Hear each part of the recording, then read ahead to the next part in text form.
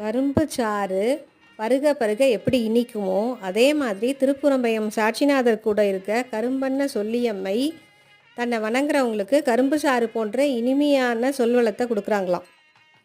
ஒரு சமயம் பிரளயத்தின் போது ஏற்பட்ட வெள்ளமானது இந்த ஊரை தாக்காமல் புறம்பாய் போனதுனால தான் இந்த ஊருக்கு திருப்புறம்பயம் அப்படின்ற பேர் வந்திருக்கு. இந்த பிரளயத்திலேருந்து இந்த ஊரை காப்பாற்றுறதுனால இந்த விநாயகரும் பிரளயம் காத்த விநாயகராக இருக்கார். இவர் வருண பகவானால் செய்யப்பட்ட விநாயகர். இவருக்கு ஆண்டுக்கு ஒரு முறை மட்டுமே விநாயகர் சதுர்த்தி அன்னைக்கு ராத்திரி முழுக்க தேனால் அபிஷேகம் பண்ணுறாங்க. அப்போ ஒரு சொட்டு தேன் கூட வெளியே வராமல் இந்த விநாயகர் ஜொலிக்கிறாராம். இந்த விநாயகர் கிளிஞ்சல், கடல் நுரை மற்றும் இந்த நத்தான் கூடு இவற்றாலான அதிசய விநாயகர். இந்த திருப்புறம்பயம் தலத்தில் நம்ம போனோம்னா இந்த 3 பேரையும் பார்க்கணும். சாட்சிநாதர், கரும்பண்ண சொல்லியம்மை, விநாயகரையும் பார்க்கணும்.